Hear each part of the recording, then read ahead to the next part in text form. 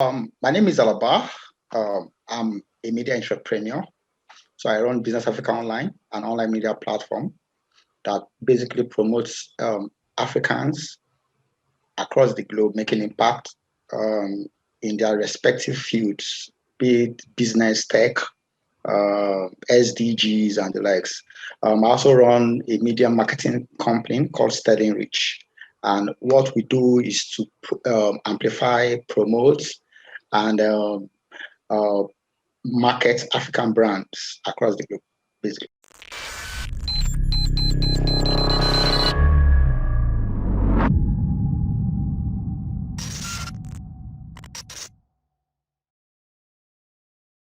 Hey, it's Kellen, and on today's episode, you guys are going to have to go subscribe to his newsletter. Make sure you follow everything, especially those who always find out, hey, I'm Nigerian, I want to connect.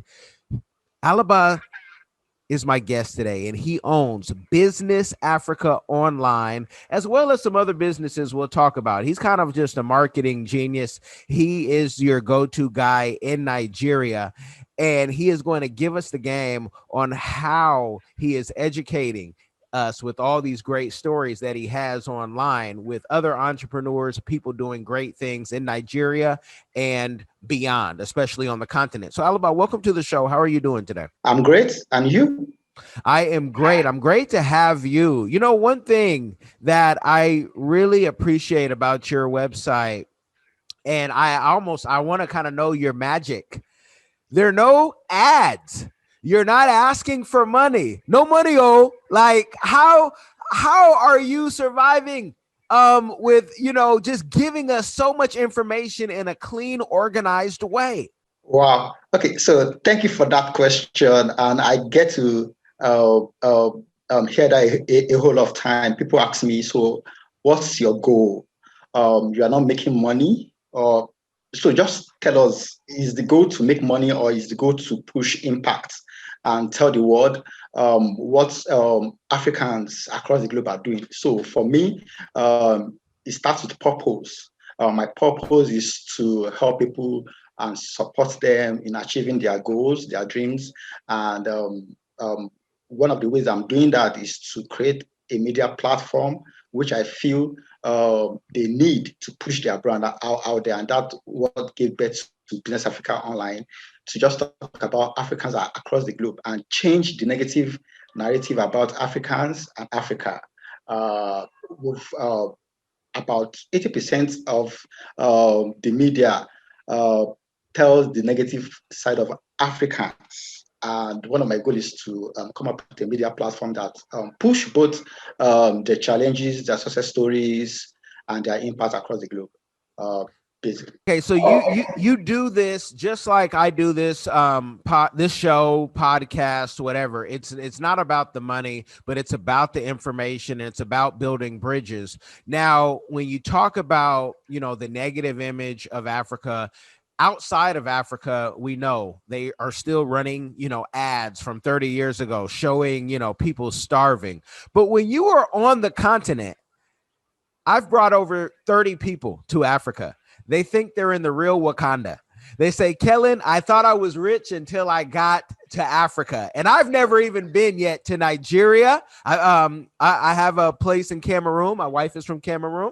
My audience knows. But they say, I've never had house help. I've never had drivers. And, they feel like a village boy when they come back to their place, even if their place is 5,000 square feet in the States. So on the continent, do you feel that that image is still negative? Has the West, even put that in the Nigerians' heads? Let's just focus on Nigeria right now, that Africa, we need to fall bush. We need to go somewhere else to make it big. Is that still a thing? Absolutely. We still get that a lot. Yes, I'm not going to deny the fact that we also have our own challenges here in Africa and in Nigeria in terms of our leadership. But overall, there are a whole of good things happening here in Africa that people still don't know. And that's what we're trying to tell the world about Africa and Africans making impact through our platforms. Okay, well, I know. I'll tell you on this side of things, the worst PR for the whole continent are Africans who have fallen bush, who have come over here and tell people, especially black people, oh man, you know how things are tough. The lights will go out. My water will be cut. But there are now solutions for that. Akon has showed us, in lighting up cities, and we've all had generators, and solar is such a big thing, and catching your own water. Many people have their own water system. What can we do as a collective to, stop people who have gone to Europe, who have gone to America, to stop telling those stories? Wow, awesome. So, yes, and that's why uh, most of us in the continent are doing stuff in tech, in agriculture, in business, and all that. Because for me, it's all about identifying a problem and providing solutions to it. So we all can be complaining that um, Africa is bad or the situation currently is bad. What are we doing in our own little way to change the problems and all that? So that's why we are on to support those Africans that refuse to keep complaining about the problems we have in Africa in terms of power, in terms of leadership, in terms of so many things. And that's why we are supporting them in helping them amplifying their impact across the world. And in that little way, we are changing the narrative too, because I tell people that the best person that can tell you your story is you. So you don't need to wait for anyone else to tell your stories for you. Yes, we have issues with some of our um, African diaspora abroad, um, who have who have that mindset, that negative mindset. But I also want to assure our African brothers and the world at large that yes, there are a whole lot of Africans in the country still changing uh, uh, the problems, making things happen, and these are the people that we are also supporting in our little way to project their impact. Yes, and you are doing it. So, I looked on your CV and I did not see trained journalist, but the way that you have so many great stories, how do you go find your stories? And then he also writes them, people. He doesn't write all of them, but he writes them. And so how do you have the time, and how do you even find such great stories? Yeah. So while in school, yes, although I studied business in school, but I discovered that uh, one of our problems is the fact that we don't have the platform to tell our stories. And the goal for me was to, okay, so what can I do to change that? And that gave birth to, okay, can we just have a media platform that helps us, that amplifies our impact and all that? And I just had to decide to just launch that. And yes, I'm not a trained journalist to say, but I've been able to get support from my team and from Africans too, especially in diaspora, that are sending their stories to and their impact, helping us, send them to us so we could help them push the stories out there. So, but I've also been able to do a bit of some courses in media and communications, and that has also helped support me in making sure what we put out there is insightful and is inspiring in terms of content creation. Now, I've been able to see the online version, but your covers are so beautiful. Do you also have a print version? So when we started, uh, because I was bootstrapping, I didn't have the money yet. So I went to Lean Start. So and the goal for me was, okay, with time, we'll come out with the print version, because then nobody was ready to sponsor us because we are still starting. We don't have the name yet. That's the brand equity yet and all that. So I just told my guys that let's just start with the digital version first. Then with time, then we could have the print copies. Fortunately for us, the feedback we've gotten so far, people have been able to embrace more of the digital copy than the print version, uh, especially in terms of the digital age that we are in now. So people want to have these at the top of their feet, fingers, and they just want to just go through it and access it. But with time, we are hoping and trusting that once we get sponsors, then we'll have print copies how there for our readers and viewers. And I envision, in your offices that your covers that you even have right now, like how musicians put their plaques on the wall. I can see it, like those pictures on the wall. So when people come in and they can read it. But let's talk, people who interview successful people and progressive people. Do you find that when you interview these people, they then come back in support? Because a lot of times people ask me, they'll say, hey, Kellen, how much money are you making? I say, you know what? It's not even about the money, but I have people I interview who then they become clients. And if I get one of those people in a year, I've made more than what anybody could have made in a podcast sometimes, But do you find that those entrepreneurs get the value of not just the story, but then coming back and saying, let me run an advertisement with you. Let me open up my connections to you? Okay, good. Good question. So for startups, we know they don't have the budget, the marketing spend. So and our goal is not to um, uh, get money from them. Our goal is just to tell their stories and seek out for the bigger brands, the blue chip companies to sponsor us, because we believe they have the financial strength to do that.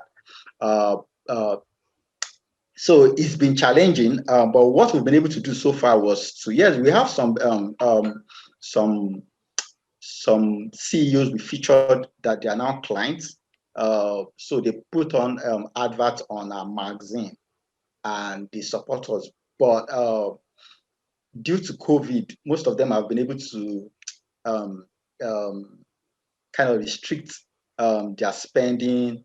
Most of the communication and the conversation as regards sponsorship and all that has been paused for now, because most companies have reduced the marketing spend and all that, and people are just trying to take their time to know what to put their money in and all that. So we had that challenge too. That's the COVID challenges. So it's been a whole lot, but like I keep telling the team, yeah, it's been difficult and challenging because we need funding to be sustainable in business. So one thing I've also been able to do, because so I've got three options. The first one is to either go to a bank or a financial institution to get a loan to to to be sustainable, or to approach a VC, venture capital, or to have an advisory board. So the option we went for was to have an advisory board, and so far we've been able to leverage on their connections, their experiences, and all that. So it's been, but also too, we've been able to cut our operating costs in terms of we work virtually, so we don't have a brick and mortar kind of office or business right now. So that have saved us a whole lot. So um, we meet once in a week to strategize and all that, and the rest of the week, days in the week, we work from home virtually on our system and all that. So it's been, but in terms of funding, adverts, sponsorship, and all that, yeah, when we started 2016, like I said, nobody was ready to listen to us. But I think late last year, we've gotten some big brands who are currently approaching us, but we're trusting that we are at that finishing stage to just sign and launch. And if they're wise out there, you know what you're doing and the way you're doing it, the model is such a great thing, because we all like to be in the comfort of our home. I know I've Exactly. always loved working for a home, and books like the 4 Hour Work Week by Tim Ferriss has shown people, decades ago, that you can save money, and COVID has just forced people to do it. So I love that. Now, give us some examples of ad prices, and people, these things can go up and down at all times. But for those who say, you know what, I've been trying to target the Nigeria market, how much, on the high end or on the low end and in the middle could somebody spend to advertise on your platform? Okay, so we have different range of packages for our clients. So we don't have a, a one-off package. So for a startup, they should have between uh, $500 to $1,000, depending on the campaign duration and the deliverables. Because most times I tell them, what's the goal? Is it just to create awareness, or is it to create brand awareness and sales? So based on the options you opt for, then we could give you a marketing spend between the range of $500 to 1,000. But for the blue chip companies and all that, the minimum they should budget is a $5,000. And that's a very, reasonable rate, because if you go to Bella Naija or somewhere, I mean, you might get a Facebook story for that price. So that's good. And you guys can go on businessafricaonline.com and click advertise to get even more information. Now, I want to talk about Sterling Reach, because beautiful website again. I mean, you're more than marketing. You're more than even the futurist. You are like a real artist. I know it. Thank you. You must paint or play an instrument. It's a must. But for the marketing over there, let's start off with, what are the prices over there? If people say, I've been trying to get into Nigeria again, you have a marketing company, you seem to know what you're doing in SEO and all these things. What are some of the ranges before they email you? I want them to know so they have their Naira or their dollar ready.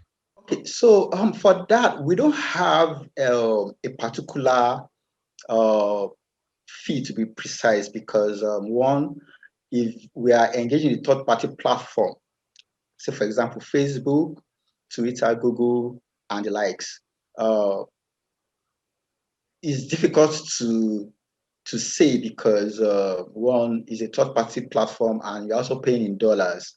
You're not paying in naira. So, and we also look at the timing, because there's some timing based on your product and your industry anyways. So we tell them, okay, so these are the good times for you to push your brand out there.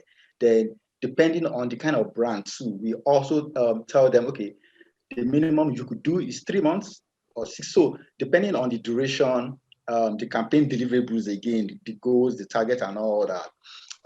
So for big brands, the blue chip companies, we do say between $5,000 to, and for startups, we do 500 and $1,000 between those. Because for us, yes, we want the money, but it is because we believe that if you are successful, if we are we kind of you enjoy the experience with us, you could refer us.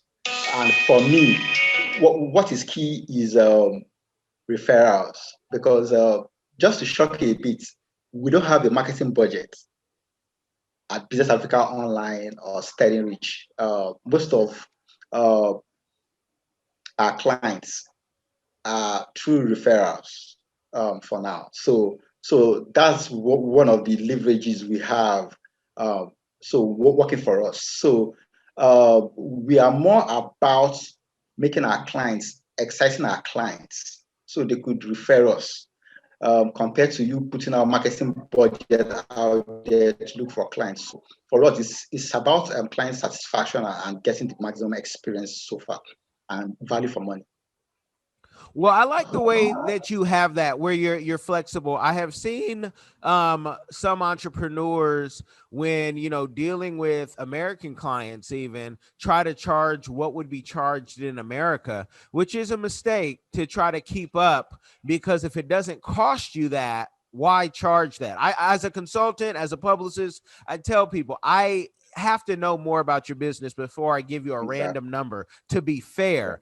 And I think a lot of folks, they worry that if I pay you $1,000, that you're getting 2,000 from someone else, but a businessman doesn't care about that. It's like, if the money keeps coming and I'm able to be profitable, why do I care what you're getting if you're able to give me that money? But I've seen that here and there. Now, you're still a young man, and so am I, but you are having great success in what you're doing, and it's going to continue, God willing. What is a community give back that you are doing right now, or that you want to do in the future? For us too, uh, currently what we're doing now is as a form of community service too, because for the startups we feature on our platform or we help tell their stories, they are not paying a dime. And since we launched in 2016, we've been able to feature close to 500 startups in Africa and across the globe. And we do it for free. So for us, that's one of our giving back to the continent. And beyond just that, beyond just the feature on our platform, we also connect them with African diasporas too. So we connect African diasporas back to the continent and also connect them with entrepreneurs here in the continent and see how they could work together on projects, on impactful projects here in Africa. Then we also put them on platforms, our partners' platforms across the globe too. So whereby they could also network with other entrepreneurs too, and get something started, network and all. Awesome. And to getting things started, we all need to know each other, especially in the same field, in the same even just the same, we have the same focus. So I know right now I'm thinking of some Nigerians that I have had on that I have to connect all of us, so we know who is doing what and how we can support each other, because even in that, something about karma, something about just how God works, that that connection, it blesses me when others can get blessed. And then when I come to Nigeria, I wonder why the red carpet is rolled out. Yeah, true. Yes. So what is something that I'm sure when you started doing all of these things, you had naysayers say, oh, you're crazy, just go to school, go get a PhD, go get another PhD, go just focus on business, go work for the government. I'm sure you heard all of that. How did you get over that to become an entrepreneur? Yes, so that has been challenging too, but I think what kept me going is my purpose and values. So when we launched in 2016, I knew there were brands already in existence doing what we're about to do. And these brands have the traffic, they have the sponsorships, they have everything they need to succeed. And so I asked myself, are you ready to do this? Which I had no choice than to just go in. But I came into the market with a sense, with the spirit of excellence and give quality in terms of coverage and reportage. And when we launched e-magazine 2019. I told my team members that we are not competing with likes of Folds and Times, but there must be a standard. Uh, so when we launched, all what we did was to give the best and nothing but the best. So we were able to approach so many people, and 80% of the people we engaged were on via were online, LinkedIn, virtually. Like I live on LinkedIn. Let me just put it that way because that's one of the platforms that has worked for us. And because these are where the entrepreneurs are, the C-suites are, the decision makers are, and the goal was to sell our brand to them. And luckily for us, when we started doing that, they loved what we did. We started with interviews and sharing stories and all that, and they were willing and happy to be on our platform. And this was how it started. So by the time we started featuring both the top CEOs, the business leaders, both in Nigeria, in Africa, and in diaspora, and even with startups, because the goal is also to have both of them share the platform and tell their stories. So how the CEO, the top CEO currently now got to the top, and how the challenges he or she had and all that, and what the current startup CEO is currently facing, and how he intends to get to the top and make more impact and all that. So that was the reason behind the platform, to create a platform that tells both sides of the story, so that anybody reading these stories can be inspired. So when we get those guys on our platform and all that, and they kept sharing um, our platform with their friends, with their connections and all that, and in fact, they were the one marketing the brand for us. So we hardly do more of marketing. So people that we feature on our platform do the marketing for us. They help us tell the stories and all that, and those were the things that kept us going. Even though they were not paying, but them selling the platform for us, marketing and all that, um, made us happy and keep pushing forward, basically. So yes, we got. So I got the issue of the worry, it won't work and all that, and those guys that told me that are now uh, happy about the platform. They are the one now encouraging us to keep going forward and all that. So that's one thing I've come to realize in life generally. Like, no matter what you want to do and all that, there'll be people that will tell you it can't work, it won't happen. And there's some people too that will tell you go forward, go, it's possible, you can make it happen. And Well, this is, you guys have gotten the game. I want you to go right now to businessafricaonline.com. We're going to take the conversation offline and talk about what are the next steps, people.